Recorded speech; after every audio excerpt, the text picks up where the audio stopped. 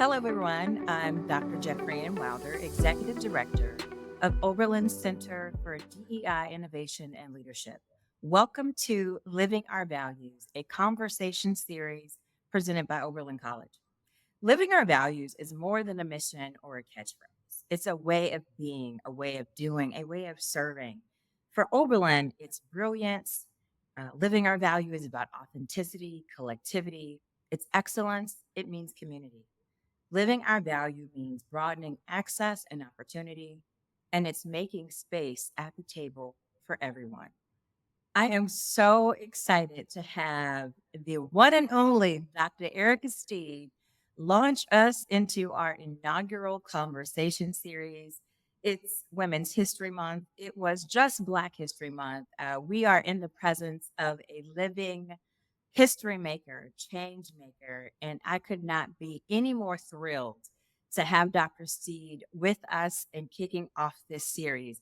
I do have to say before we get started, Dr. Steed, just about a few days ago, I was at the City Club of Cleveland, being attending a conversation around amplifying the voices of Black women in our broader community in our nation.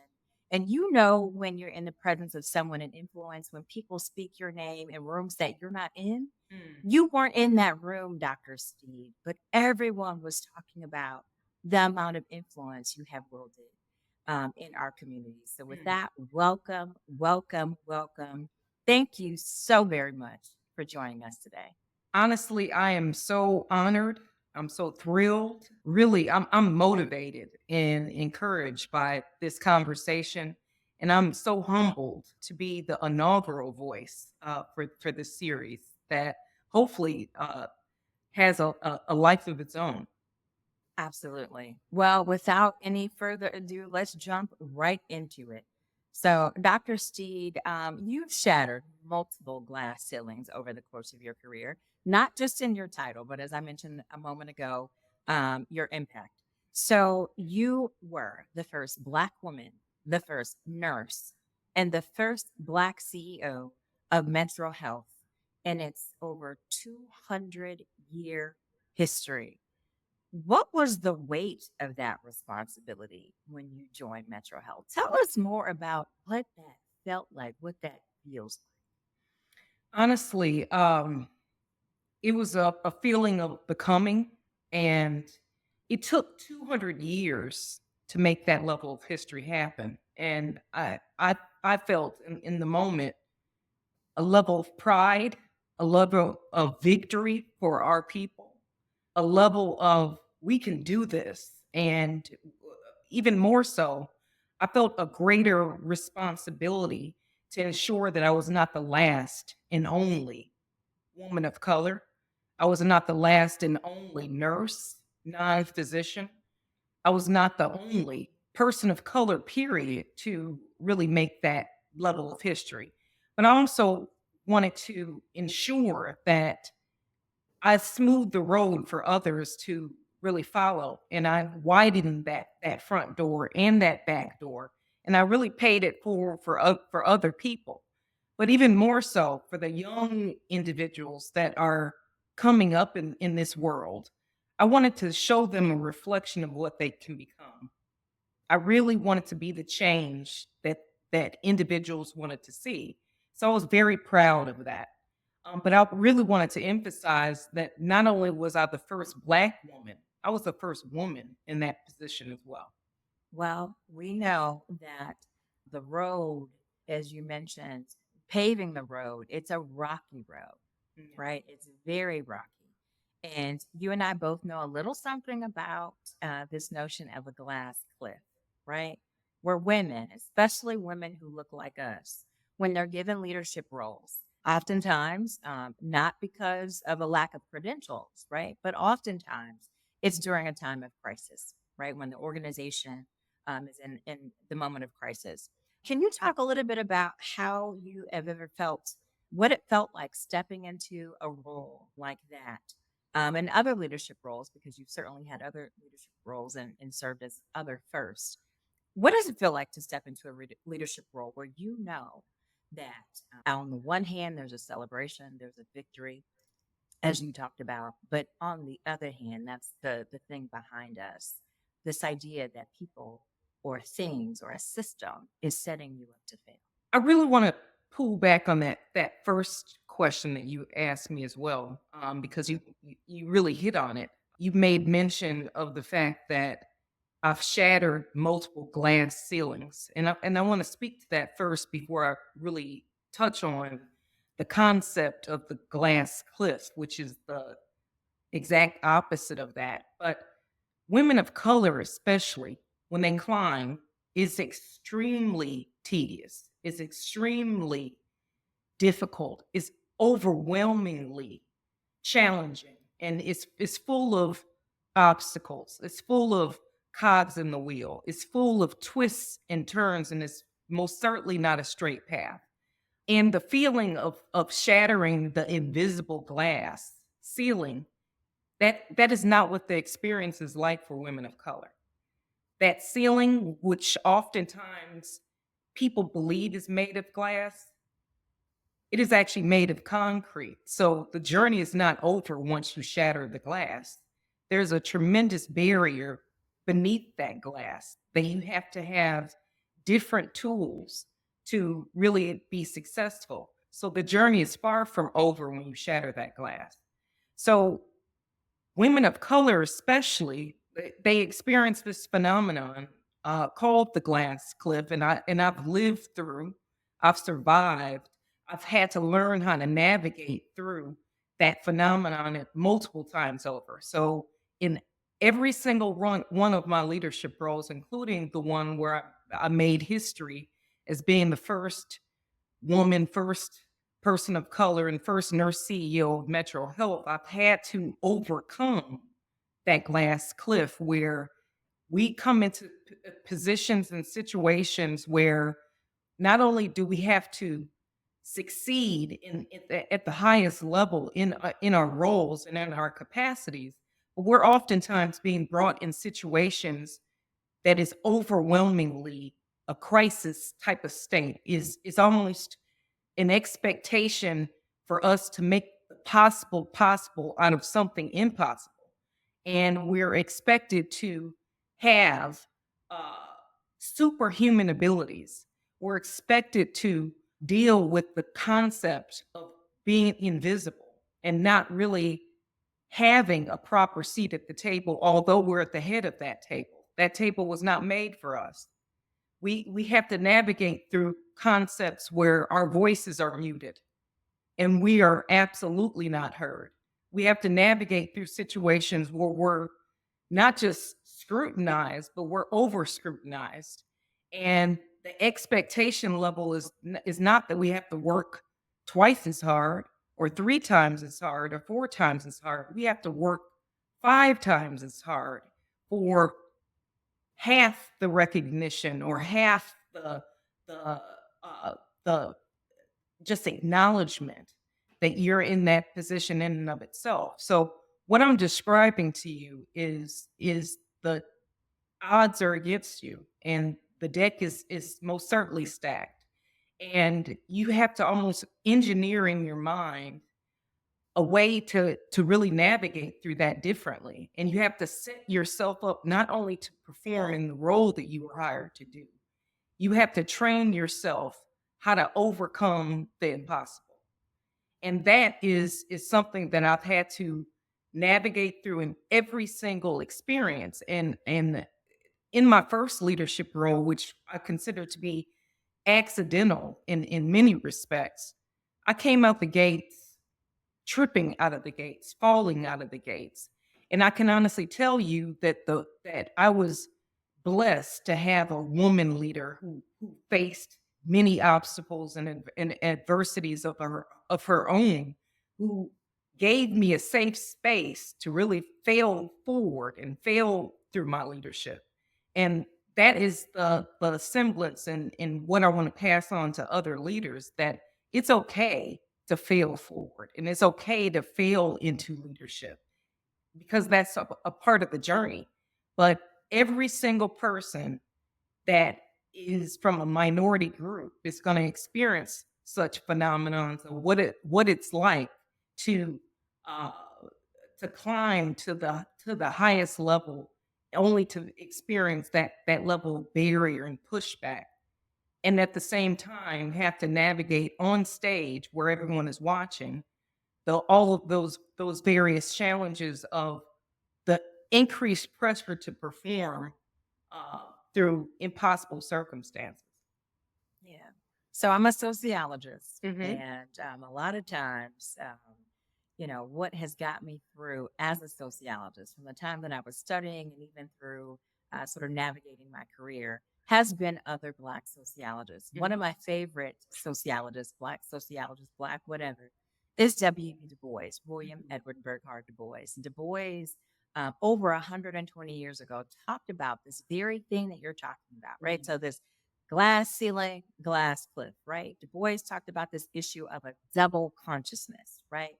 As folks of color in the United States, oftentimes having to deal with this duality, Mm. right? So you talk about the celebrations, the wonderful things that are happening, the successes, but then the things behind them. So this two-ness, right?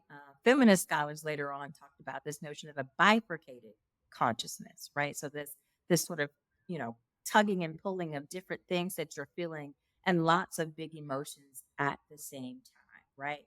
You've talked about some of the challenges that you faced Mhm. in the midst of some of your the biggest things that are a part of your legacy.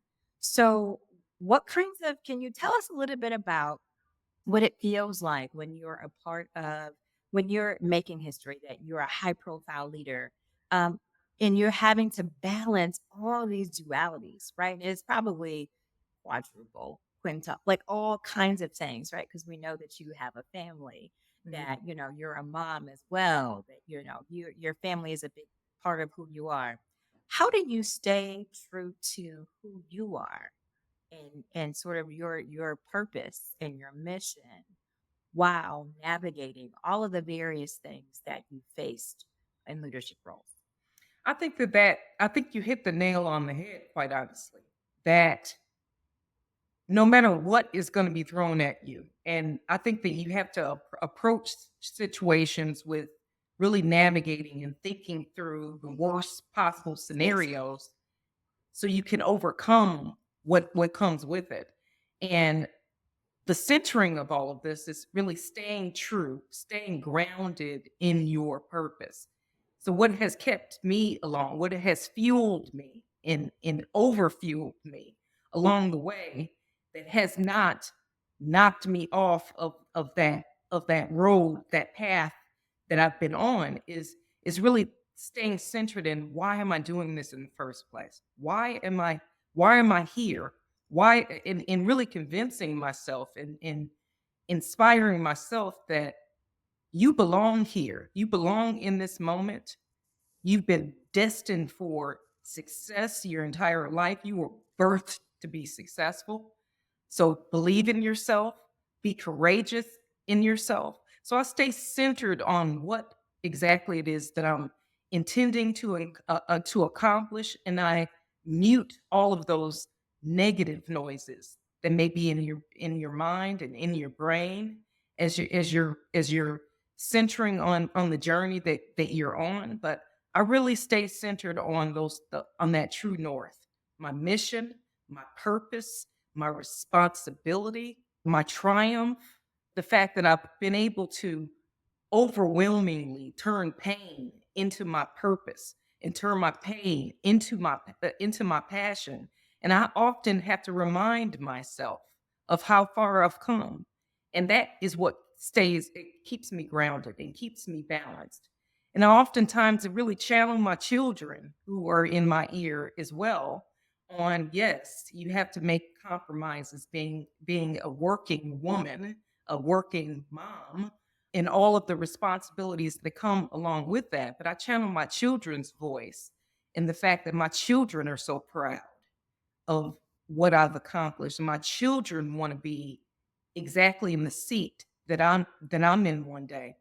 And I stay grounded in that, knowing full well that my children are watching. And that is my gauge. So oftentimes when I'm set up with this high bar that is it seems impossible for me to overcome. I think about the bar that my children set for me and say, what will make my children proud? And that overwhelmingly becomes the veto vote on how I stay grounded in my purpose. That resonates with me a great deal, and I'm sure will resonate with the audience too. As a mom of two daughters, they keep me humble every single day, Yes. right? Yes. So let's talk a little bit about the beginning, how you got started. Now, I know that you are from that your family has roots in the South. Yes. My family have roots in the South as well, and I believe Alabama, Tuscaloosa, Alabama, that region where your family is from. One thing folks may not know about you, so we know all these wonderful professional accolades, but one thing folks may not know about you, which would probably explain a lot, is that you come from a very long line of healthcare professionals. In fact, fourth generation nurse. Yes. That is when you think about sort of the history of healthcare access and in the Black community in particular, that is an astonishing and amazing fact. So, given that you came from this long line of nurses, how did that shape you growing up and thinking about who you wanted to become? So honestly, it's interesting for me because every single woman when I was growing up was a nurse. So I couldn't run away from it even if I tried to. And quite honestly, I threw so much spaghetti at the wall in trying to find a career for myself as I was growing up. Just because I saw so many nurses, I said, hmm, maybe I should take a different path just because I saw so many nurses in my family. But it is very deeply rooted. It actually started in Tuscaloosa, Alabama. My great grandmother was a nurse midwife well before that there were nursing schools. So she delivered babies in the South. And that really planted that seed that was infectious in my family and just inspired all of the women, and then eventually men really jumped on board as well, to where I was growing up at the breakfast table, at the lunch table, at the dinner table. We were talking healthcare, so that was just our language, our love language. I got the great fortunate opportunity to fall in the footsteps of my mother, where she used to take me to work, and I used to run through the hallways of what eventually became my nursing school, where I actually graduated nursing school. So for me, I spoke fluent healthcare by the time I was walking and talking and running through my childhood. And I got the gift of being able to channel the words and inspiration of my ancestors. I got the gift of being able to be lifted on the shoulders of my family, who really made tremendous contributions to the healthcare field. But on the flip side of that, I got to experience a different journey. The other side of my family were self-made people. So I also come through multiple generations of entrepreneurs and business people. So eventually, as I really rose up through the ranks in my own profession, I got to stand in the intersection of both healthcare, being nursing running in my blood, but also entrepreneurship running in my blood as well. And as a leader, I channel both of those responsibilities. But it certainly has shaped who I am as a leader, who I am as a person. So every single lesson that my family taught me in learning through those stories, starting from my great grandmother from Tuscaloosa, guides me to this very day.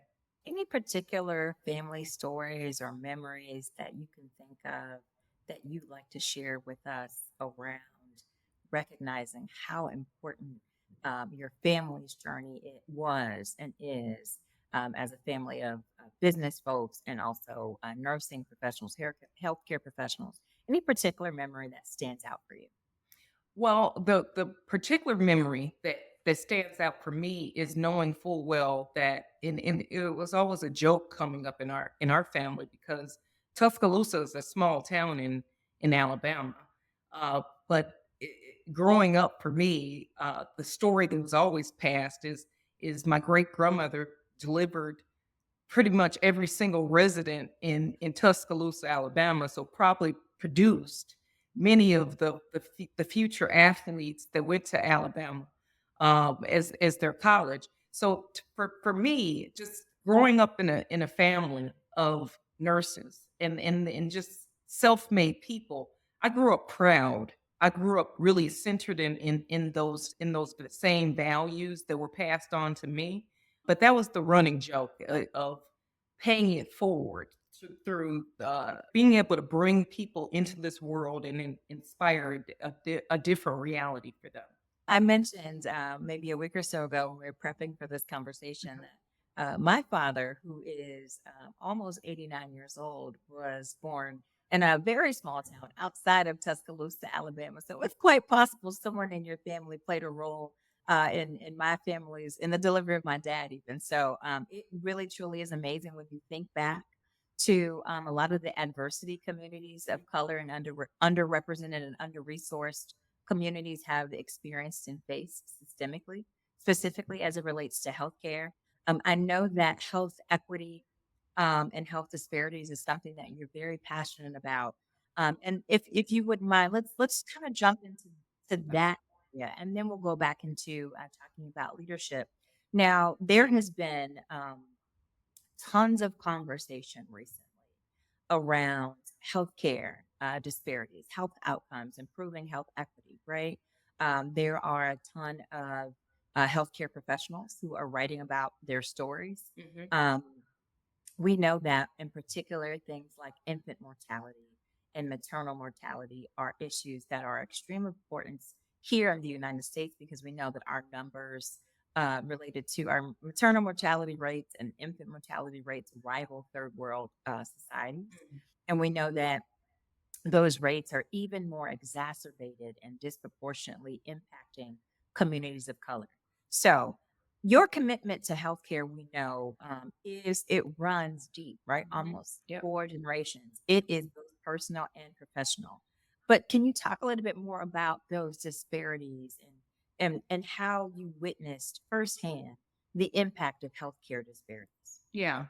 So actually this is where my journey really shifted. So I really spoke of how I rose into this profession and I felt like I definitely wanted to continue to keep my family legacy going live and well to a point where I'm actually proud to say that my daughter is going to be the fifth generation nurse in our family. But health inequity and health disparities is very real for me. Um, and unfortunately is real in a very tragic way, in a very painful way. Unfortunately, when I was 23 years old, I lost my mother tragically to what I saw to be a very broken American health delivery system. So I spoke of the pride in my family of coming up through multiple generations. And I always saw healthcare being positioned on a pedestal. I always looked up to healthcare. But through the lens of the experience that I had to go through with my mother, who unfortunately she passed away very young, at 46 years old, after being misdiagnosed multiple times over to what turned out to be a rare form of leukemia. Through her experience, I saw healthcare differently than the experiences that and stories that I heard coming up. They were always positive, right?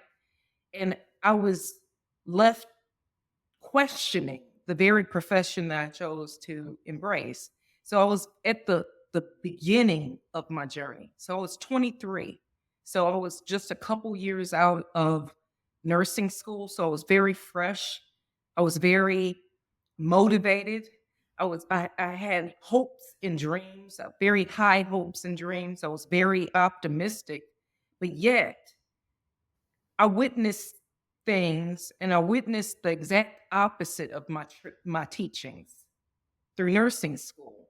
And I always thought that nursing was a person centered profession, that you lead with humility, that you lead with care, that you lead with respect. And unfortunately for my mother, I witnessed that information is not always shared when it needs to. I witnessed multiple examples of missteps in the process and absolute failures in the process. So I had a front row seat viewing all of the disconnects of the very profession that I grew up loving and I grew up respecting. And then fast forwarding from that point on seeing my mother's life tragically lost through the brokenness of the healthcare system. And I call that health disparities. So that my mother had to live through all of the various disparities in the healthcare system. Fast forward from that, I witnessed the very same with both of my grandmothers who unfortunately tragically lost their lives to breast cancer through similar examples. So one of my grandmothers, she was also misdiagnosed. And by the time the cancer was discovered, it ravaged her body. Had it been discovered sooner, she would have been afforded the various treatment regimens and access to a different path that may have resulted in a different outcome. And then I also, fast forward from there, I lost my younger sister, also to breast cancer, knowing full well that it was in my family. And despite my family history, and despite my family history of not only having the breast cancer diagnosis in my family, the family history of dealing with the missteps of the system as well. So despite that, my sister was not heard. Her voice was muted in her own experience where she doubted herself enough not to fight and not to advocate for her own care. And she was ultimately denied a mammogram that I know, I'm confident, had she been agreed to having a mammogram at the time, that it would have saved her life. And fast forward from there, several years later, two and a half to be exact, she passed away also from breast cancer after being denied a mammogram. And I myself, if those examples are not sufficient, I'm a survivor, a two-time survivor of preeclampsia. The condition, the high risk condition that affects and kills more Black women that in this society than white women. And I'm a two-time survivor, and I was a nurse navigating through that journey. And I could not advocate for myself enough to not find myself in those circumstances until it was almost too late. So I've knocked on death's door, and I've been on the front lines of observing all of these missteps. And I can honestly say that the healthcare system is fundamentally broken, and it needed to be re-engineered from the inside. So that experience, taking you back to when I first lost my mother, and I was shocked. I was absolutely shocked in my own pain, in my own grief. I was shocked in that entering into this profession that I almost exited just as quickly as I entered into it. That was a pivot point for me. That's when I fell into, by accident, a leadership track. That's when I knew that not only healthcare was my path, but leadership was my path. And I stumbled into it through those real lived, very, very tragic experiences. I said to myself that the only way that I'm going to be able to survive in this profession is to be able to be the voice for the voiceless, and to be able to unmute the muted, and be able to create seats at tables, just like Shirley Chisholm offered up the words of encouragement for those that have traditionally been excluded, and shape that not only from a healthcare leadership perspective, but I needed to channel that and really overcome the impossible. So that inspired both aspects of my journey in terms of all of the struggles that it takes for overcoming and becoming a woman and becoming a leader in and of itself. But it also speaks to my very focus and purpose on re-engineering all the wrongs in the healthcare delivery system. So I actually went on parallel paths simultaneously. Sharing these stories, I know, are painful, but so very important Mm. because it humanizes why these systemic issues are not only real, but so imperative that we address these inequities. And from what I'm hearing, Dr. Steed, you're saying you fell into leadership. To me, it sounds like a calling. So I Yeah, want you to know that it yeah, sounds like yeah. leadership has been a part of who you are. It's part of your cultural journey, your DNA, your legacy. Let's talk about your first leadership role.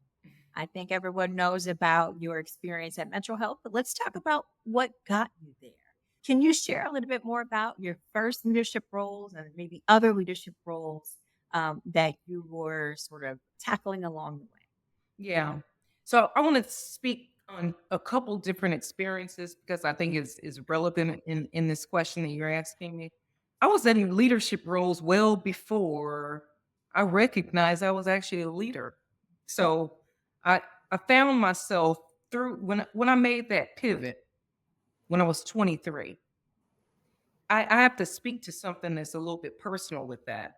It pushed me, that experience of losing my mother, it pushed me into a deep, dark depression. It really did. And the only thing that I can do to get myself out of that deep, dark depression was to make myself busy. So I actually became what I call a workaholic. So I channeled it into my energy that I was putting into activities and other things. So without even recognizing it, okay, I was a nurse, but I started to jump into things that had a lot of calculated risk that I had absolutely no business and no experience in. So I was working as a nurse always. And at the time, healthcare was going through a major transformation and a shift to technology. So healthcare systems across the country were changing, evolving, radicalizing. And here I am. I'm new to the field, new to the profession. I had absolutely no experience whatsoever, and certainly didn't have any experience with technology. But growing up in a family of self starters and entrepreneurs, I felt confident in myself. And again, going through that deep, dark depression, I started to channel my energy into things and push myself to learn and push myself to fail. So I was volunteered or voluntold for various roles back in my early start that I absolutely had zero experience in. So I just volunteered for things to lead a team and to lead a project and to lead through change, through taking our organization on an innovative path and jumping into that with a completely blank sheet of paper, with no playbook, with no mentorship, with no guidance, with no coaching, with no mother in my ear to shape me and to whisper in my ear and tell me it's okay. But I was so channeled and so focused on getting out of my pain that I didn't care what I did. So I was just jumping in blindly and leading in blindly. And then as I recognized it, I woke up several years later from doing that. And I recognized I turned around one day and I recognized, oh my gosh, I have all these people behind me. My gosh, I'm a leader. So I use that as an example of saying I jumped in blindly. I jumped in courageously. I jumped in fearlessly. I had so much pain built up that I was immune to anything that would come my way, any rock, any stone, any challenge, any adversity. It could not have been worse than the moment when I lost my mother. So I just jumped in with that mindset that any deck stacked against me is not going to win. And I had that attitude since I was 23 years old. In every role that I jumped into, I had that attitude and I was channeling the energy of my mother. My mother's wings were helping me to fly. And I learned at that moment I was an eagle destined for success. And I was going to navigate through any storm. I was going to navigate through any challenge. I was going to triumph through any tragedy. And that is how taught myself how to be a leader. I had to teach myself to fail first. Some of the best leaders don't consider themselves leaders initially, right? And also, some of the best leaders, we talk about sort of the science of leadership. Some of the best leaders recognize how integrally important it is to fail, Yeah, oh, right? yes. So Yeah. that's really important. At what point, now you mentioned a pivot point earlier around kind of saying, wow, I've got all these people who I'm leading. At what point did you kind of say, you know what? Maybe I have what it takes to lead Hmm. a large Hmm. medical organization. Yeah. When did you get to that point where you recognize, Yeah. okay, all Yeah. right, I think I got a little something that I can make a Yeah. huge Yeah. contribution to? So it was a period of years where I I literally woke up, and again, like I said, I looked behind me and recognized I had to follow it. You know, because I built up such a reputation of being so courageous, being that champion, being that person who just push. And someone came to me and said, "Do you do you have any fears whatsoever? You literally to a point where I got picked up as a Big Four consultant through a large consulting organization, PricewaterhouseCoopers.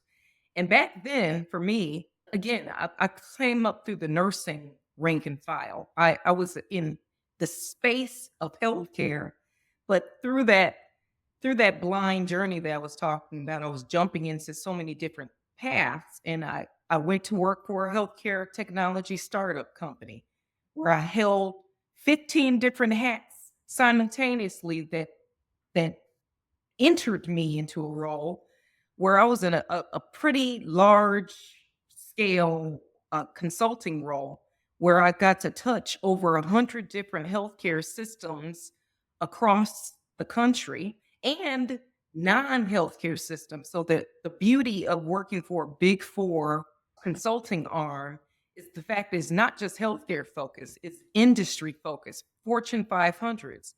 And coming up through the nursing path, when I initially was approached by PricewaterhouseCoopers, I had no idea who PricewaterhouseCoopers even was. And I didn't even know what the power behind a PricewaterhouseCoopers type of experience would do for me in that leadership position, essentially. So through that exposure, by having this big name, which is the equivalent to being at an Ivy League, it's the Ivy League type of status when you're actually working for a Big Four consulting arm. So that it it opens doors for you that you don't even realize that it really opens. But through that experience is really when I was courageously leaping into each role, even in working for this consulting arm. That's when I recognized, and that's where I was so confident through all of these experiences and exposures of touching over 100 different healthcare organizations. And in each one of those experiences, I've always been highly successful. And again, looking behind me, I had a team behind me that was following me, following my leadership. And again, I never fully recognized that I'm a leader. It took me a while to really recognize that.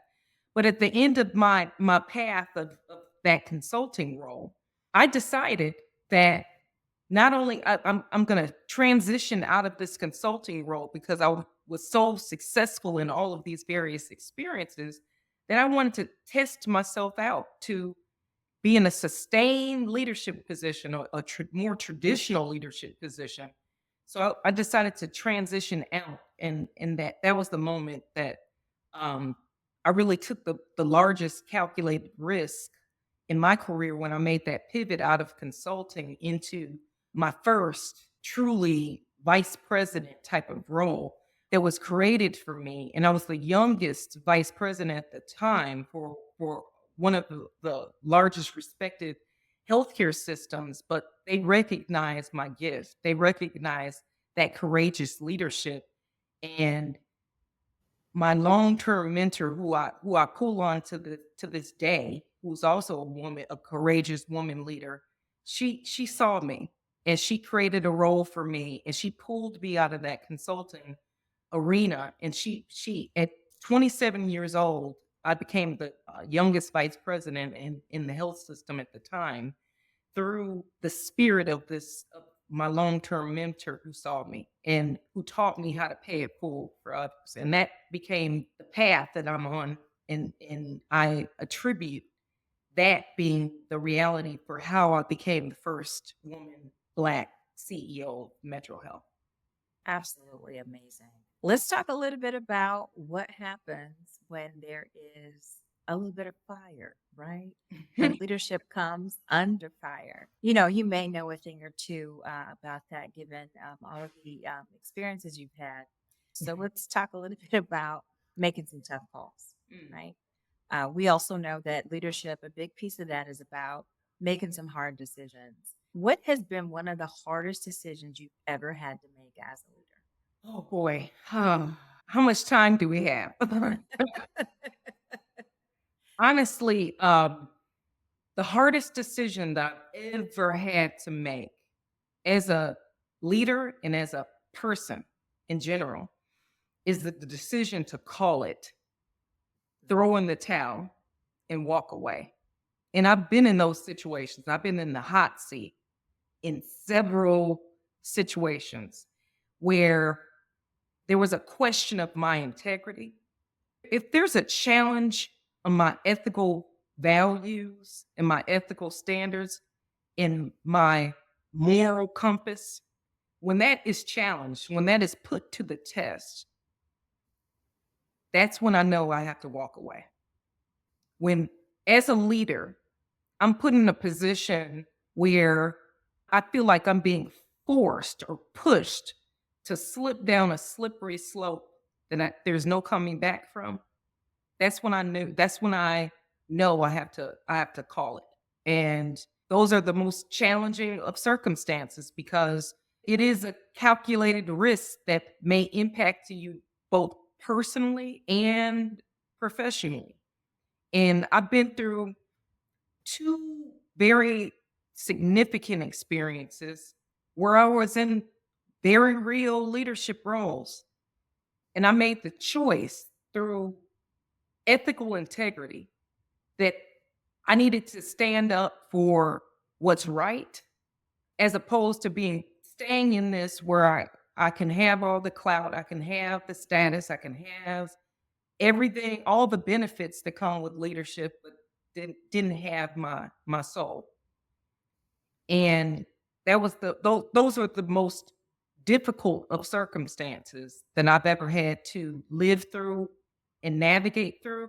And quite honestly, my more recent role put me in that same exact circumstance where I was actually wavering. So despite how my current circumstance ended, I was actually already going through that process for myself where I was if the exit didn't happen in the circumstances on which it did, I would have exited out anyway because I found myself in the very same ethical, moral crisis that I found myself in previous circumstances where I made a choice to walk away.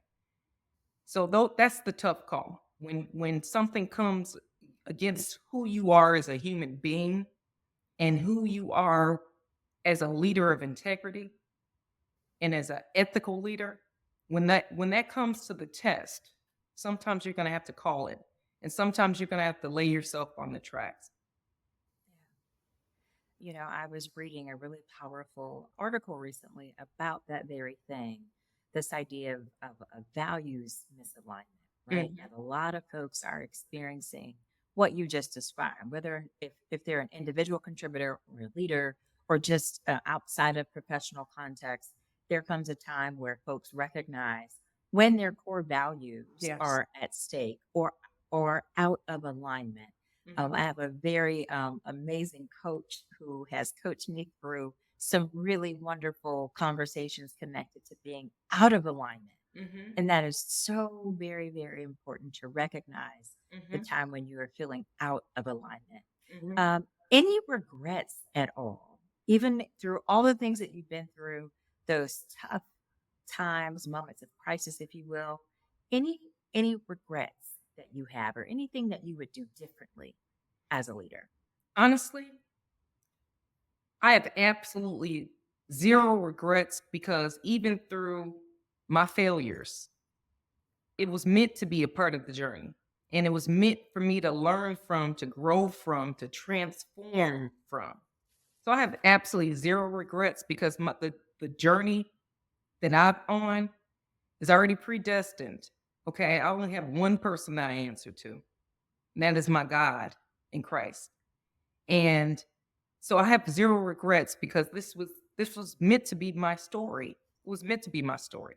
And if I can take my story and I can help others navigate through their challenges, to triumph through tragedy, to channel their pain through their purpose, this is a higher calling for me. So it was always meant to be in that respect.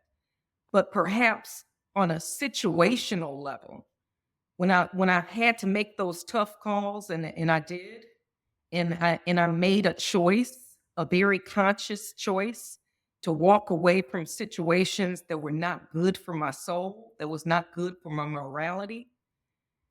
I would have just made a choice to exit sooner, right?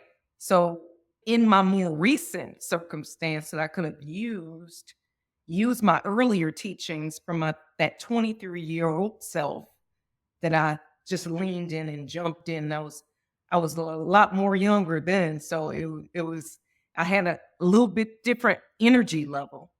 The difference in my more recent experience is the fact that the swiftness in my decision making, because I had a lot of decisions that I had to make simultaneously, I would have acted sooner and stayed in my truth and really made some of those tough calls in a much more swift, much more agile, much more decisive way. If I would have any regret, and I still don't even have a regret on that, just because I knew that I stayed in my truth and stayed centered on my values. It's just the action that follows that decision that would have been quicker.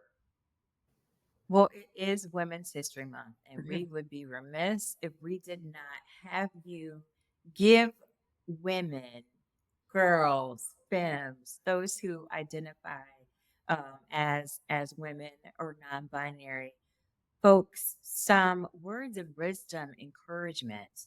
We are experiencing, on the one hand, some pretty unprecedented historic times. And then on the other hand, we're experiencing many things that we have seen before.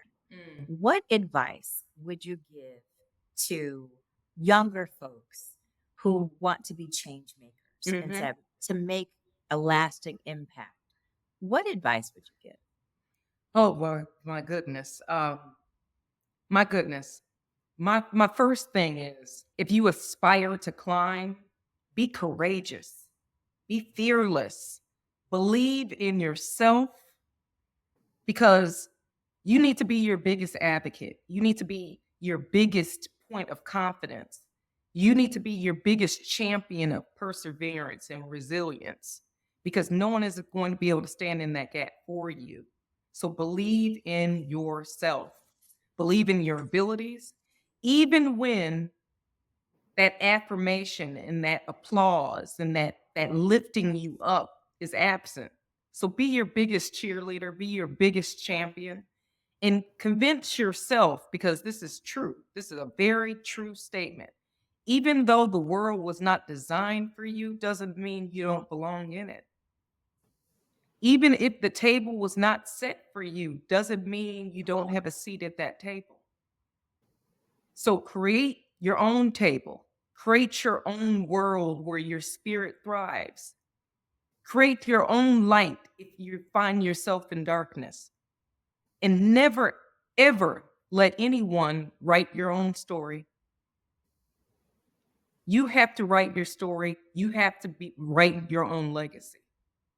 And be the change that you want to see and lift others as you climb, because it's the next generation and the generation after that and the generation after that. We have to create sustainable change. You're bringing me to tears a little bit. Oh my goodness. That inspired me. We spend a lot of time talking about what you would tell your younger self. And I know you mentioned that a little bit ago. I'm going to flip the script a little bit. What would you tell Dr. Steed, the future Dr. Steed? Can you give yourself peer into the future a little bit? What does that look like? And what kinds of things are you telling yourself right now to inform your future self? I would most certainly give my future self a whole lot of love, a whole lot of flowers, a whole lot of blossoms, and just that affirmative love is what I would really share with my future self. And my future self is that destination that I'm on, and I consider myself again failing forward. Success and failure are not opposites, they're a part of the same journey. And failure is the path, success, and that future self is success, is my destination. And as long as I continue to keep myself uplifted through this path that I'm on, I'm encouraged and I remain encouraged. And that future self is my guiding light. That is my true north. And I just want to tell my future self, thank you. Thank you. Thank you. Thank you for inspiring me. Thank you for uplifting me. Thank you for encouraging me. Thank you for motivating me. And thank you for never giving up. I don't know where all this inspiration is coming from. I've got my Kleenex here. I'm going to need it. Dr. Steed, before we wrap up this conversation today, which has been absolutely amazing, is there anything that we've left on the table? Anything that you want to share or say or get out before we wrap up today's amazing conversation?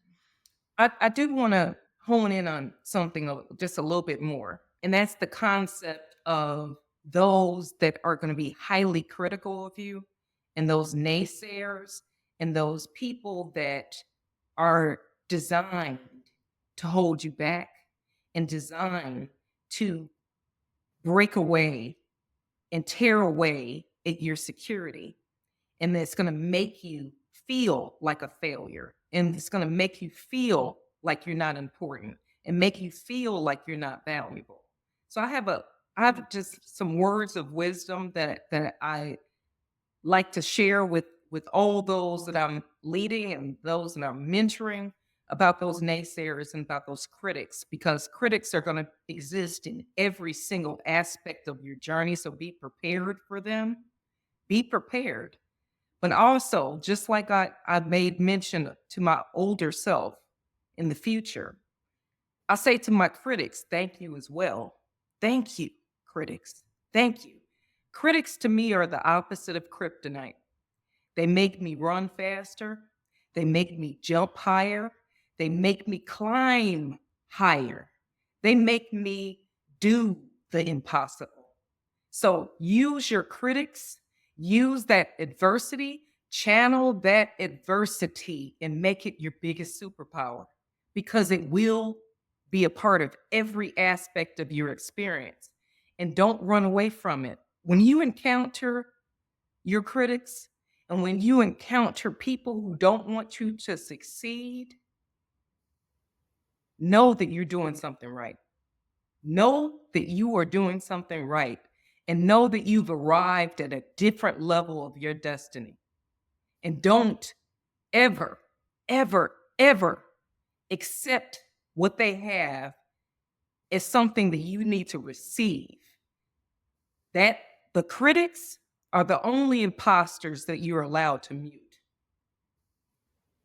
So I just wanted to make sure that before we wrap this conversation up, that I gave some tools and I gave some words of wisdom and gave some encouragement to others that are struggling with that because that has always been a part of my journey.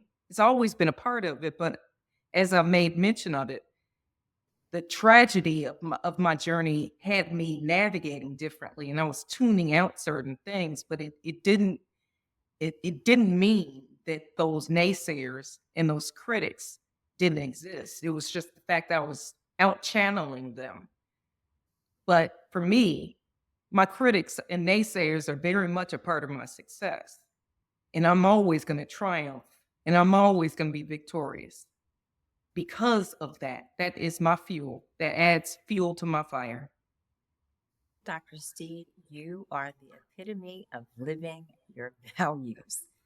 Thank you so much for launching our conversation series. It has truly been inspiring. It's been awesome. And it has been just such a pleasure.